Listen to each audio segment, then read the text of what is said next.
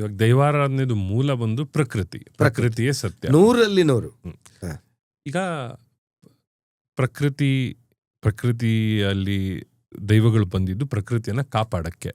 So ನಾವು ಓದುವಾಗ ತುಂಬಾ ಇನ್ಫಾರ್ಮೇಶನ್ ಸಿಗುತ್ತೆ ನಮ್ಗೆ. ಬಟ್ ದೈವ ಮೊದಲನೇ ದೈವ ಭೂಮಿಗೆ ಬಂದಿದ್ದು ಶಿವನ ಗಣಗಳು. ಇದು ಯಾವುದು? ಯಾವ ದೈವ ಫಸ್ಟ್ ಭೂಮಿಗೆ ಬಂದಿದ್ದು? ನೋಡಿ, ತುಳುನಾಡಿನ ದೈವ ಆರಾಧನೆಯಲ್ಲಿ ಆ ದೇವರ ಗಣಗಳು ಈ ದೇವರ ಗಣಗಳಂತಿಲ್ಲ. ಸೊ ಎಲ್ಲಾ ದೈವಗಳು ಶಿವಗಣಗಳು ಅಲ್ಲ. ಶಿವಗಣಗಳಂತ ಉಲ್ಲೇಖ ಇಲ್ಲ ಅಂತ ಎಲ್ಲೂ ಇಲ್ಲ.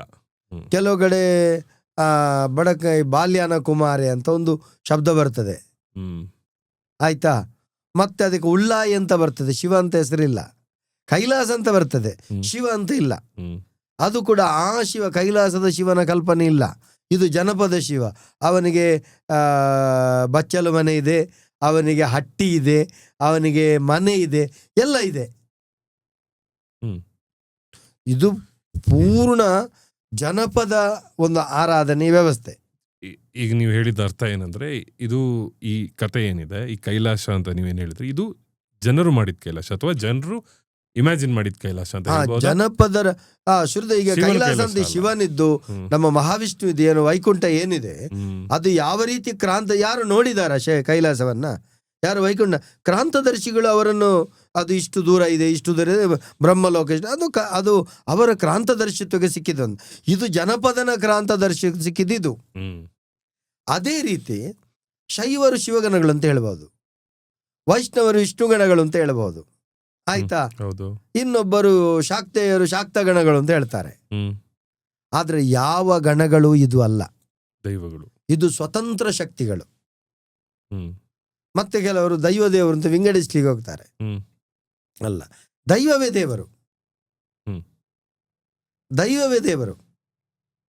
ಈಗ ಉಳ್ಳಾಯ ಅಂತ ದೈವ ಇದೆ, ಉಳ್ಳಾಯ ಅಂತ ದೈವ ಇದೆ, ಉಳ್ಳಾಯನ ದೇವರು. ಅದು ಮತ್ತೆ ದೇವರ ಗಣ ಹೇಗೆ ಆಗುದು?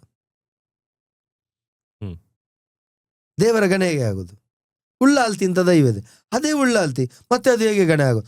ಅದು ಗಣ ಅಂತ ಮಾಡಿದ್ದು ಹೇಗೆ ಅಂತ ಹೇಳಿದ್ರೆ, ಒಂದು ಸಮಾಜದಲ್ಲಿ ಒಂದು ವರ್ಗ, ಅದು ಇದು ನಮ್ದು ದೇವರು, ನಿಮ್ದು ಗಣಗಳು ಅಂತ ಮಾಡ್ಕೊಂಡು ಬಂದರು.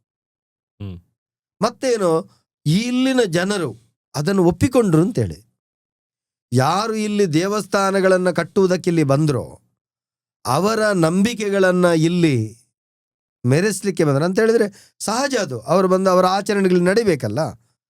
ಇಲ್ಲಿ ಈಗ ಮುಸಲ್ಮಾನರು ಇಲ್ಲಿ ಬಂದ ನಂತರ ಅವರು ಮಸೀದಿಗಳನ್ನು ಕಟ್ಟಿ ಅವರು ಪ್ರಾರ್ಥನೆಗಳನ್ನು ಮಾಡಬೇಕಲ್ಲ. ಕ್ರಿಶ್ಚಿಯನ್ರು ಬಂದರೆ ಅವರು ಪ್ರಾರ್ಥನೆಗಳನ್ನು ಮಾಡಬೇಕಲ್ಲ. ಅದೇ ರೀತಿ ಹಿಂದೆ ಯಾರು ಬಂದರು ಇಲ್ಲಿಗೆ? ಶೈವರು ಬಂದರು, ವೈಷ್ಣವರು ಬಂದರು, ಶಾಕ್ತರು ಬಂದರು, ಗಾಣಪತ್ಯರು ಬಂದರು. ಇವರೆಲ್ಲರೂ ಬಂದು ಇಲ್ಲಿ ಏನು ಮೂಲ ವ್ಯವಸ್ಥೆಗಳಿದ್ದಾವೆ ಅದನ್ನೇ ಬದಲಾವಣೆ ಮಾಡಿದ್ದು,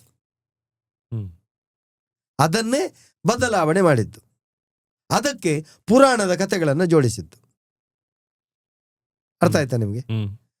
ಉದಾಹರಣೆಗೆ ಇಲ್ಲಿ ಪ್ರಕೃತಿ ಆರಾಧನೆ ಮಾಡ್ತಾ ಇದ್ರು. ಮನುಷ್ಯನ ರೋಗಗಳಿಗೆ ಬೇಕಾಗುವಂತ ಎಲ್ಲ ಮದ್ದು ಮುಳಿಗಳ ವ್ಯವಸ್ಥೆ ಇರುವಂತ ವೃಕ್ಷರಾಜಿಗಳಿದ್ದಂತ, ಅಂದ್ರೆ ಮೃದು ಭೂಮಿಯಲ್ಲಿರುವಂಥದ್ದು, ವೈದ್ಯಕೀಯ ಗುಣವುಳ್ಳಂಥದ್ದು, ಇಲ್ಲಿನ ಮಣ್ಣು ಚರ್ಮವ್ಯಾಧಿ ನಿವಾರಣೆ ಆಗುವಂಥದ್ದು ಅಂತ ಒಂದು ಉತ್ತಮವಾದ ನೆಲದಲ್ಲಿ ಏನಾಗಿದೆ, ಒಬ್ಬ ವಾಸ್ತವ್ಯಕ್ಕೆ ಬೇಕಾಗಿ ಮರಗಳನ್ನು ಕಡಿತಾರೆ. ಅದು ಕಡಿಬಾರ್ದು, ಉಳಿಸ್ಬೇಕಂದ್ರೆ ಏನು ಮಾಡಬೇಕು? ಅವನಿಗೆ ಪ್ರಕೃತಿಯ ಮೇಲೆ ಭಯ ಹುಟ್ಟಬೇಕು, ಭಕ್ತಿ ಹುಟ್ಟಬೇಕು. ಇಲ್ಲದ್ರೆ ಏನು ಕಟ್ಕೊಂಡು ಹೋಗ್ತಾನೆವ. ಅದಕ್ಕೆ ಹರಿಯುವ ತೊರೆಯಿಂದ ಕಲ್ಲನ್ನು ತೆಗೆತಂದು ಬಣದ ಮಧ್ಯೆ ಹಾಕಿ, ಇದು ನಾಗನ ಕಲ್ಲು, ನಾಗಬನ. ಆದರೆ ಟೆಕ್ನಿಕಲ್ ಆಗಿ ಗೊತ್ತಿದೆ ಏನು, ಅದರಲ್ಲಿ ಏನು ಶಕ್ತಿ ಇದೆ. ಹರಿಯುವ ನೀರಿನಲ್ಲಿ ದೋಷ ಇಲ್ಲ ಅಂತ ಹೇಳಿದ್ದಾರೆ. ಅಂತ ಹೇಳಿದ್ರೆ ಅದರಲ್ಲಿ ಎಲೆಕ್ಟ್ರೋಮ್ಯಾಗ್ನೆಟಿಕ್ ಪವರ್ ಇದೆ.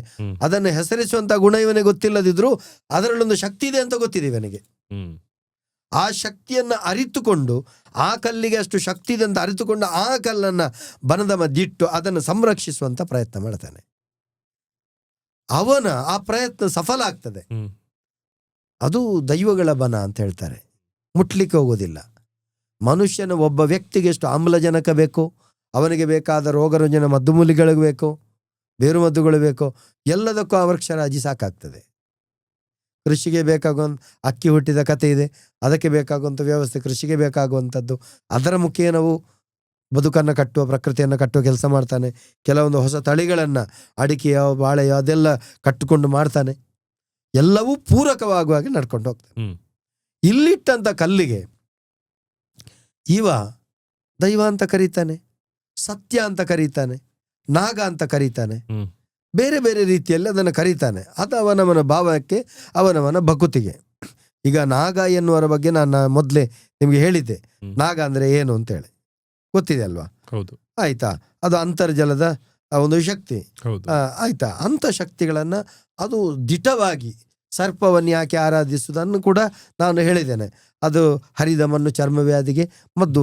ಯಾರಿಂದ ನಮಗೆ ಉಪಕಾರ ಆಗ್ತದೆ ಅದನ್ನು ಪೂಜ್ಯನೀಯವಾಗಿ ನೋಡ್ತಾರೆ.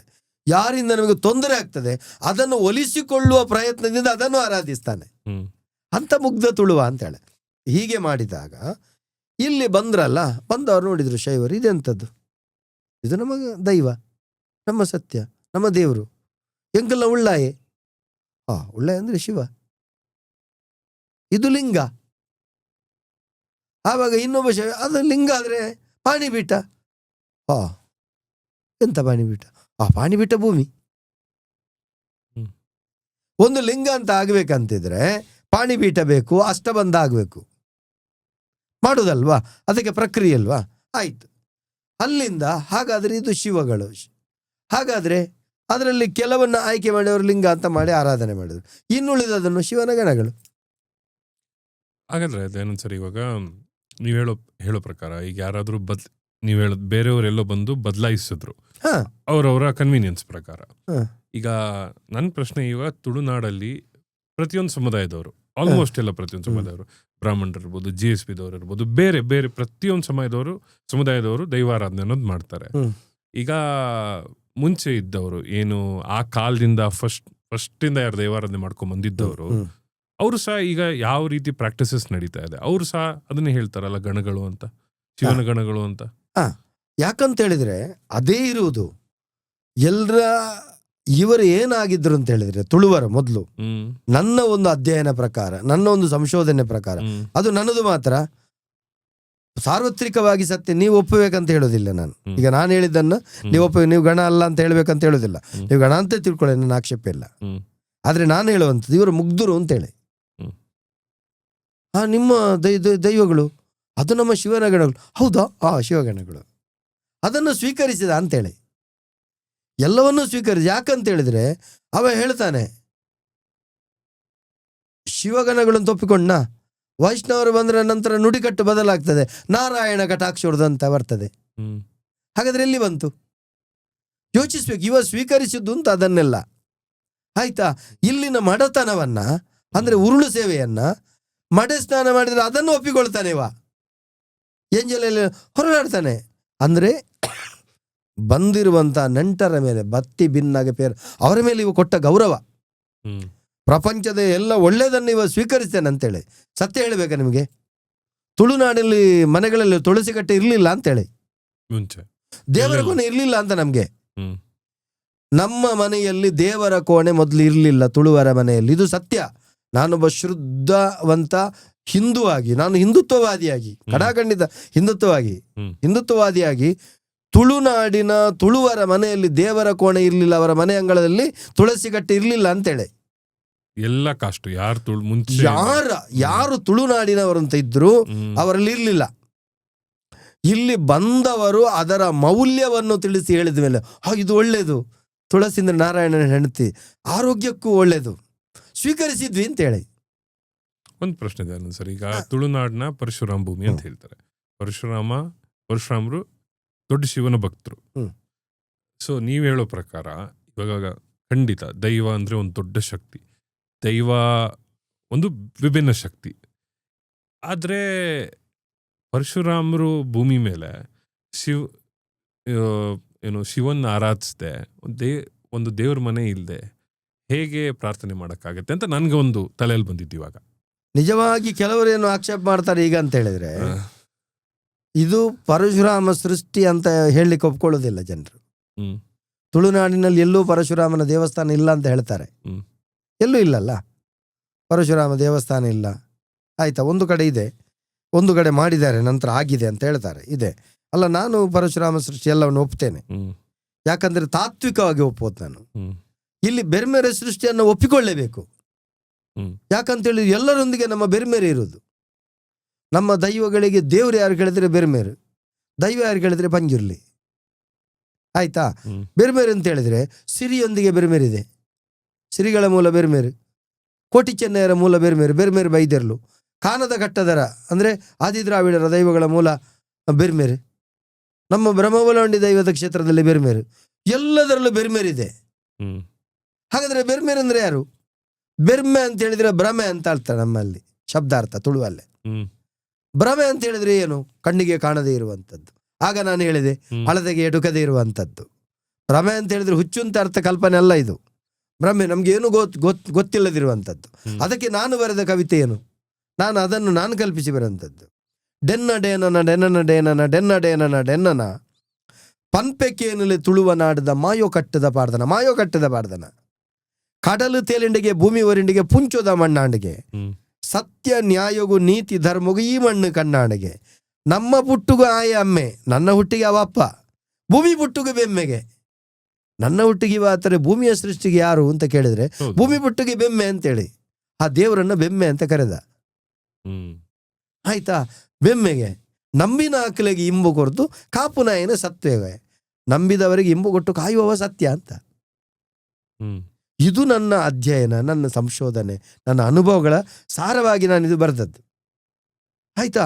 ಬೆರ್ಮೇರ್ ಅಂತ ಹೇಳಿದ್ರೆ ಅದು ಕೂಡ ಒಂದು ಅದ್ಭುತ ಅಂತ ಹೇಳಿದ್ರೆ, ಈಗ ಬೆರ್ಮೇರನ್ನ ಬೇಗೆ ನಾಗ ಬೆರ್ಮೇರು, ಆ ಬೆರ್ಮೇರು, ಈ ಬೆರ್ಮೇರು ಏನೂ ಇಲ್ಲ. ಬೆರ್ಮೇರಿಗೆ ಆಕಾರ ಸ್ವರೂಪ ಏನು ಇರಲಿಲ್ಲ. ಇದು ಮತ್ತೆ ಮಾಡಿದ್ದು. ಮೂರ್ತಿ ರೂಪದ ಕಲ್ಪನೆಗಳು ತುಳುನಾಡಿರಲಿಲ್ಲ. ನಮ್ಮ ಪೆರಾರದಲ್ಲೂ ತೂಂಕನಂದ ಉಜ್ಜಲ್ ಉಯ್ಯಾಲೆಯಲ್ಲಿ ದೈವಗಳನ್ನೇ ಯಾವ ರೀತಿ ಆರಾಧನೆ. ಹಾಗೆ ಬ್ರಹ್ಮರ ಕೂಟ್ಲಿಗೆ ಹೋದ್ರೆ ಟೋಲ್ಗೇಟ್ ಉಂಟಲ್ಲ, ಬ್ರಹ್ಮರ ಕೂಟ್ಲು, ಅಲ್ಲಿ ಕೆಳಗೆ ಬ್ರಹ್ಮರ ದೇವಸ್ಥಾನ ಇದೆ. ಅಲ್ಲಿ ಕೂಡ ತುಂಗನಂದ ಉಯ್ಯಾಲೆ. ಮತ್ತೆ ಇವರು ನಮ್ಮ ಮನುಷ್ಯರು ಮಾಡಿಕೊಂಡು ಇಲ್ಲಿ ಬಂದವರು ಅದನ್ನು ಆರಾಧಿಸುವುದಕ್ಕೆ ಅನುಕೂಲ ಆಗುವ ರೀತಿಯಲ್ಲಿ ಅಂತ ಹೇಳಿದ್ರೆ ನಿರಾಕಾರ ನಿರ್ಗುಣ ಸ್ವರೂಪವನ್ನು ಸಗುಣ ಸಾಕಾರವಾಗಿ ಮಾಡುವುದಕ್ಕೆ ಮಾಡಿರುವಂಥದ್ದು. ನಿಜವಾಗಿ ಹೇಳುವುದಂತ ಇದ್ರೆ ನಮ್ಮ ದೈವಗಳೆಲ್ಲ ಪರಾತ್ಪರ ಶಕ್ತಿಗಳು. ನಿರಾಕಾರ ನಿರ್ಗುಣಸ್ಯ ಬ್ರಹ್ಮ ಅಂತ ಏನು ಹೇಳ್ತಾರೆ, ಆಕಾರ ಸ್ವರೂಪಗಳಿಲ್ಲದ ಪರಬ್ರಹ್ಮ ಸ್ವರೂಪದ ಆರಾಧನೆ ತುಳುನಾಡಿನ ದೈವಾರಾಧನೆ. ಅದನ್ನು ಸಗುಣ ಸಾಕಾರವಾಗಿ ಜನಸಾಮಾನ್ಯರಿಗೆ ತಲುಪಿಸುವುದಕ್ಕೆ, ಸಾಮಾಜಿಕ ನ್ಯಾಯವನ್ನು ಕೊಡುವುದಕ್ಕೆ, ಕೌಟುಂಬಿಕ ಸಾಮರಸ್ಯವನ್ನು ಬೆಸೆಯುವುದಕ್ಕೆ, ಪಶು ಪಕ್ಷಿ ಮತ್ತು ಪ್ರಕೃತಿಯ ಸಂರಕ್ಷಣೆಗೆ, ಅಂತರ್ಜಲ ಸಂರಕ್ಷಣೆಗೆ, ಅಂತರ್ಜಲ ಇದು ಬಹಳ ಪ್ರಾಮುಖ್ಯ, ಅಂತರ್ಜಲ ಸಂರಕ್ಷಣೆಗೆ ಹಿಂದಿನವ ಕಟ್ಟಿರುವಂಥ ವ್ಯವಸ್ಥೆಯೇ ಅದು ಸಗುಣ ಸಾಕಾರ ಸ್ವರೂಪದ ದೈವಾರಾಧನೆ. ದೈವಾರಾಧನೆ ಮೇಲಿಂದ ಬಿದ್ದದ್ದಲ್ಲ, ಭೂಮಿ ಒಡೆದು ಬಂದದ್ದಲ್ಲ, ಇಲ್ಲಿನ ಹಿರಿಯ ಕ್ರಾಂತದರ್ಶಿಗಳು ಮಾಡಿರುವಂಥದ್ದು. ಅದಕ್ಕೆ ತುಂಬ ಉಲ್ಲೇಖಗಳಿದ್ದಾವೆ. ಇಂಥ ದೈವ ಬಂತು, ಅದಕ್ಕೆ ಯಾವ ರೀತಿ ನೇಮ ಅಂತ ಹೇಳುವಾಗ ಇವನಿಗೆ ಕಡೆ ಸ್ವಪ್ನದಲ್ಲಿ ಹೀಗೆ ಬಂತ ಆ ಸ್ವರೂಪ, ಹಾಳೆಯ ಮೊಗ ಮಾಡಿ ಅಂಥದ್ದು ಮಾಡಿರುವಂಥ ಅವನ ಚಿತ್ತಕ್ಕೆ ಯಾವ ರೀತಿ ಬಂತು ಅದನ್ನು ಆ ರೀತಿ ಮಾಡಿದ್ದು ಅನ್ನುವುದಕ್ಕೆ ಕೆಲವೊಂದು ಪಾರ್ಧನಗಳಲ್ಲಿ ಉಲ್ಲೇಖ ಸಿಗ್ತದೆ. ಆದ್ರಿಂದ ನಾನು ಶಿವಗಣ ಅಂತ ಹೇಳಿದ್ರೆ ಆಕ್ಷೇಪ ಮಾಡುವುದಲ್ಲ. ಈಗ ನಾವುಗಳು ಹೇಳ್ತೇವೆ, ನೇಮ ಕಟ್ಟಿದ ತಕ್ಷಣ ಕದಿರೆ ಮಂಜುನಾಥ ದೇವರೇ ನಿರ್ಪಂದ, ನಂಗೆ ದೇವರೇ ದೊಡ್ಡವರು. ಹಾಗಂತ ದೈವ ಸಿಕ್ಕದಂತಲ್ಲ, ದೈವವೂ ದೊಡ್ಡದೆ. ಅಂದ್ರೆ ಊರಲ್ಲಿ ಏನಾಗಿದೆ, ಯಾವುದು ಯಜಮಾನಿಕೆಯಲ್ಲಿದೆ, ದೊಡ್ಡ ಸ್ಥಾನ ಅದು ದೊಡ್ಡದೆ, ಅದನ್ನು ಚಿಕ್ಕದು ಮಾಡಲಿಕ್ಕೆ ನಾವಲ್ಲ. ಅದರ ಅಡಿಯಲ್ಲಿ ಬಂದಂತ ಎಲ್ಲ ದೈವಸ್ಥಾನಗಳು ಕದಿರೆ ಮಂಜುನಾಥನ ಗಣಗಳ ರೀತಿಯಲ್ಲಿ ಅಲ್ಲಿರುವಂಥ ಯಾವುದೇ ದೇವಸ್ಥಾನ ಎಲ್ಲದೇ, ಅಲ್ಲಿ ವೈದ್ಯನಾಥ ದೈವ ಅದು ಕೂಡ ಹಾಗೆ. ಅದೇ ದುರ್ಗಾ ಪರಮೇಶ್ವರ ದೇವಿ ಅಡಿಯಲ್ಲಿ ಬಂದೆಲ್ಲ ದೈವಸ್ಥಾನಗಳು ದುರ್ಗಾ ಪರಮೇಶ್ವರ ತಾಯಿಯ ಗಣಗಳು, ಆ ರೀತಿ ತಗೊಳ್ಳುವುದು ನಾವು. ಆಯ್ತಾ? ಹಾಗಂತ ಎಲ್ಲ ಶಿವಗಣಗಳು, ಎಲ್ಲ ವಿಷ್ಣುಗಣಗಳು, ಆ ಗಣಗಳು, ಈ ಗಣವೂ ಇಲ್ಲ, ಅಂಶವೂ ಇಲ್ಲ, ಛೇದವೂ ಇಲ್ಲ, ಏನೂ ಇಲ್ಲ. ಆಯ್ತಾ? ಇದೆಲ್ಲ ಮನುಷ್ಯನ ಇಲ್ಲಿನ ಮೂಲ ನಂಬಿಕೆಗಳಿಗೆ ಇಲ್ಲಿ ಏನು ಬಂದಿದ್ದಾರೆ ಅವರ ಒಳ್ಳೆಯದನ್ನ, ಅಂದ್ರೆ ಒಳ್ಳೆಯದನ್ನು ಸ್ವೀಕರಿಸುವ ಗುಣ ಇಲ್ಲಿ ಅವರಿಗಿತ್ತು. ಅದೇ ರೀತಿ ಹೋದಾದ್ದರಿಂದ ಇಲ್ಲಿನ ಆರಾಧನೆ ಈ ರೀತಿ ಬಂತು. ನಮ್ಮಲ್ಲೂ ಕೂಡ ಈಗ ನಮಗೆ ಒಂದು ಗೊಂದಲ ಆಗ್ತಾ ಇದೆ, ಅಡ್ಡನಾಮ ಹಾಕ್ಬೇಕು ಉದ್ದನಾಮ ಹಾಕ್ಬೇಕು. ಈಗ ಪಂಜುರ್ಲಿ ನೇಮ ಕಟ್ತೇವೆ, ಯಾವ ರೀತಿ ನಾಮ ಹಾಕೋದು ನಾವು, ಯಾವ ರೀತಿ ನಾಮ ಹಾಕೋದು? ಆದ್ರಿಂದ ನಮ್ಮ ನಾಮದ ವ್ಯವಸ್ಥೆ ಬದಲಿದೆ.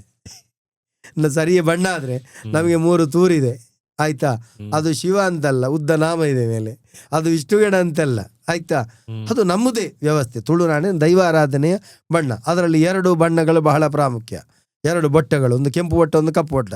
ಅದು ದೃಷ್ಟಿ ಬೊಟ್ಟ ಮತ್ತು ಕೊಟ್ಟ ಬೊಟ್ಟ ಅಂತೇಳಿ ಅದಕ್ಕೂ ಉಲ್ಲೇಖ ಇದೆ. ಅಲ್ಲಿ ಹೇಳಿದೆ ನಾನು. ಹಾಗಂತ ಏನು ನಂಬಿಕೆಗಳ ಮೇಲೆ ಸವಾರಿ ಅಲ್ಲ, ಆರಾಧನೆಗಳ ಮೇಲೆ ಸವಾರಿ ಅಲ್ಲ, ವಾಸ್ತವವಾಗಿ ನಡೆದು ಬರ್ತಾ ಇದೆ, ಅದು ನಮಗೆ ಒಪ್ಪಿತ ಆಗ್ತಾ ಇದೆ. ಅದರಿಂದ ಇದು ಸರಿ ಗಮನಿಸಿದ್ರೆ ಯಾವುದನ್ನು ನೋಡಿ ತುಳಸಿ ಕಟ್ಟೆಯನ್ನು ಸ್ವೀಕರಿಸಿದ್ದೇವೆ, ಮನೆಯಲ್ಲಿ ನಮ್ಮ ದೇವರ ಕೋಣೆ ಮಾಡಿದ್ದೇವೆ, ಭಾವಚಿತ್ರವನ್ನು ಇಟ್ಟಿದ್ದೇವೆ, ನಾವು ಭಜನೆ ಮಾಡ್ತೇವೆ, ಅದರ ಶಕ್ತಿ ನಮಗೆ ಗೊತ್ತಾಗ್ತಾ ಇದೆ. ಅದು ಕೆಟ್ಟದಲ್ಲ, ಭಜನೆ ಮಾಡಿದ್ರೆ ಒಳ್ಳೇದು. ಭಜನೆ ಮಾಡಿದ್ರಿಂದ ನಮ್ಮ ಮಕ್ಕಳು ಒಗ್ಗಟ್ಟಾಗ್ತಾರೆ, ನಾಳೆಗೆ ಶಕ್ತಿ ಜಾಸ್ತಿ ಆಗ್ತದೆ, ಜ್ಞಾನ ಜಾಸ್ತಿ ಆಗ್ತಾ ಇದೆ. ಒಳ್ಳೆಯದನ್ನು ಸ್ವೀಕರಿಸಿದಾರಂತೆ. ಭಜನೆ ಮಾಡ್ತಾ ಇರಲಿಲ್ವಾ ನಮ್ಮ ಹಿರಿಯರು? ಮಂತ್ರ ಹೇಳ್ತಾ ಇರಲಿಲ್ಲ. ಏನು ಮಂತ್ರ ಇತ್ತು ಅಂತ ಹೇಳಿದ್ರೆ, ಬೆಳಗ್ಗೆ ಎದ್ದಾಗ ಒಂದು ಪಂಚಾಕ್ಷರಿ ಮಂತ್ರ ಸ್ವಾಮಿ ಸತ್ಯೊಳೆ, ರಾತ್ರಿ ಮಲಗುವಾಗ ಒಂದು ಪಂಚಾಕ್ಷರಿ ಮಂತ್ರ ಸ್ವಾಮಿ ಸತ್ಯೊಳೆ, ಮತ್ತೆ ಗದ್ದೆ ಉಳುವಾಗ ಓ ಅಂತ ಹೇಳುವಂಥದ್ದು ಬಿಟ್ರೆ, ಹೊರೆಲ್ಲ ಹಾಕೋದು ಬಿಟ್ರೆ, ಮತ್ತೆ ಗದ್ದೆ ಹಾಡುಗಳನ್ನು ಬಿಟ್ರೆ ಬೇರೆ ಯಾವುದೇ ಸಾಹಿತ್ಯಗಳು ಸಂಗೀತಗಳು ನಮ್ಮಲ್ಲಿ ಇರಲಿಲ್ಲ ಅಂತೇಳಿ ಎಲ್ಲವನ್ನು ಸ್ವೀಕರಿಸಿದ್ದು, ಒಳ್ಳೆಯದನ್ನೆಲ್ಲ ಸ್ವೀಕರಿಸಿದೆ. ವೈಷ್ಣವರ ಕೊಡುಗೆ ಇದೆ ನಮಗೆ ತುಳುನಾಡಿಗೆ, ಶೈವರ ಕೊಡುಗೆ ಇದೆ, ಗಾಣಪತ್ಯರ ಕೊಡುಗೆ ಇದೆ, ಶಾಕ್ತರ ಕೊಡುಗೆ ಇದೆ. ಅದೆಲ್ಲವನ್ನು ಸಮ್ಮಿಳಿತ ಆಗಿರುವಂಥ ಈಗ ತುಳುವನ್ನದ ದೈವಾರಾಧನೆ ಆಗಿದೆ.